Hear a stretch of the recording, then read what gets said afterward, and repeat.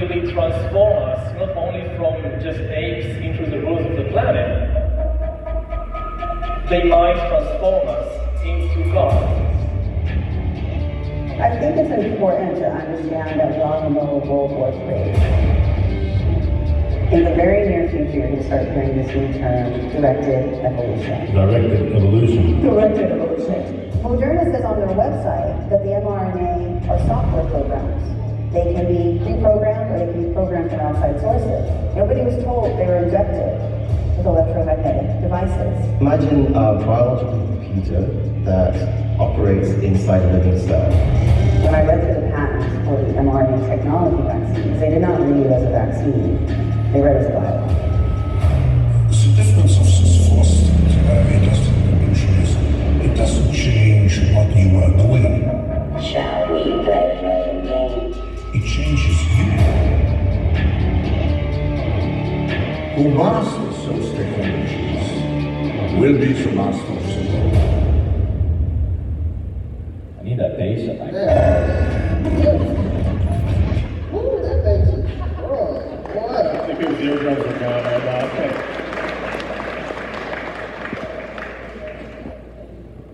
So, well, that's scary. Like, that's real, though. So, Yuval Harari, you heard at the beginning of that, the guy believes every word he's saying, right? He, like, don't think he's just trying to sell books.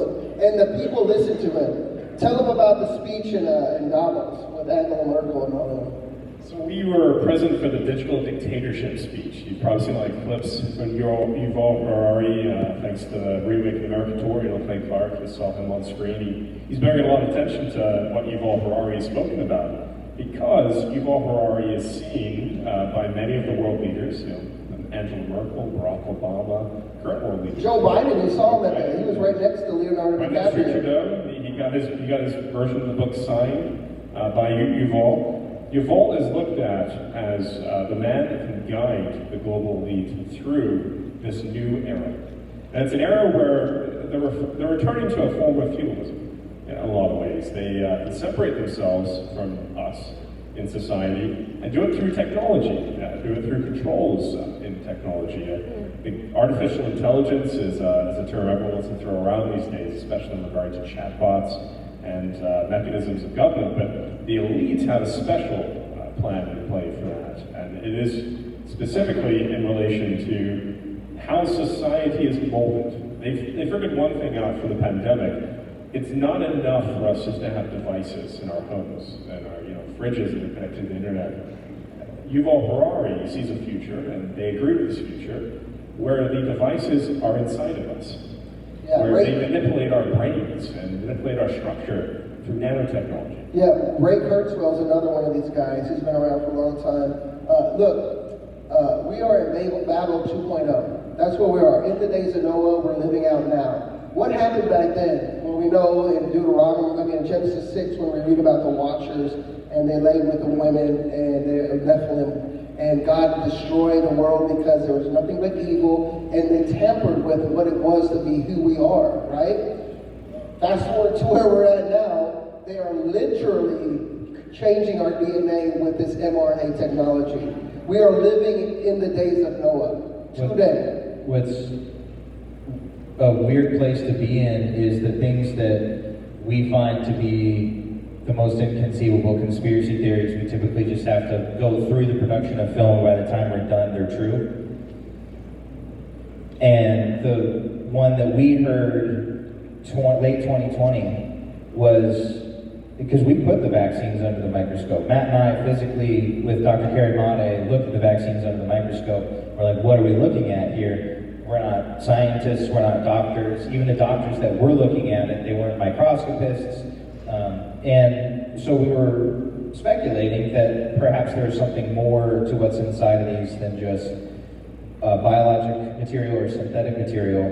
And it was like, we kind of just sort of touched it, but it was obviously too crazy at the time, right? You were getting like Forbes articles and TechCrunch articles saying that, these are not, even the CDC put out a statement saying that these do not have microchips in it, Melinda Gates, there's no graphene, all these things. And you were an insane person if you thought that was the case. It's probably the case. And In that's the what we- film, you'll see people walking in cemeteries and literally picking up Bluetooth signals in fresh graves. You can see this. This is not a conspiracy. This is not woo-woo. This is real. But we have to see, what are they trying to do? Number one, depopulation. There is no doubt about it. So what are they doing with this technology? Why are they forcing people? Maybe to see what it does to the human body, right? You're experimenting on it. And the benefit for them is you're probably going to die. You're definitely not going to have kids. We know through the Lancet and the Japanese study where they deposited in the ovaries. This is real. We're looking at a crisis now of birth rate decline. And they would tell you the population was too much, you know. You saw it through the Club of Rome. What are we going to do with this population scare? That is a complete lie. Everything they say is a complete lie. There is not enough people now to reproduce. I sent these guys an article today in China. They're having a crisis now with repopulating the populace because they don't have enough people to, you know. What's referred to as the demographic cliff. You know, the population has aged, and this is a funny thing. Do you know that most of the world, actually all the world, can fit in Alaska? And all the world, you're going to have a lot of space, but you can fit in Jacksonville, Florida. Like shoulder to shoulder. No, you know, Not even 3 that. feet. Oh, Yeah, 3 feet. yeah, 3 No, feet. the point is that we need more people. Like, we could fit probably 3 times the amount of people on the earth that are currently there. Yeah, and I'm also pretty sure like the very first thing God said was be fruitful and multiply. So Yeah. Like it's amazing the time we live in because they are so scared of death. They fear death so much. That's why they're trying to fast forward this technology. Ray Kurzweil, they say, and Yuval, they're going to plug themselves into the cloud, and they even make fun of not the God in the cloud and God in the cloud, the IBM cloud. That's their intention. And it made me think of scripture where it says they could not flee death. yeah, Revelation, after they take the mark, they will chase after death, and death will flee from them, and they'll be thrown into the eternal fire. I try to steer clear of eschatology. Like, nobody actually knows. That's also in the Bible, by the way. We don't know. But if you're living righteously, you never have to know, because you'll always be ready. And so just, point out truth and be righteous, and you'll be all right.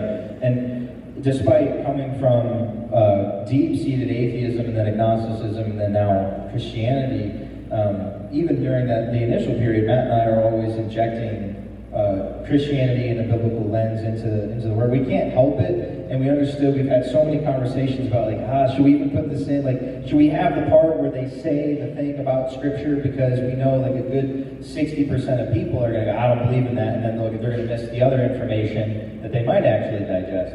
And we've kind of given up on trying to pander to people. Like, we're just going to tell the whole truth, and Final Days is very much like this, because we're discussing.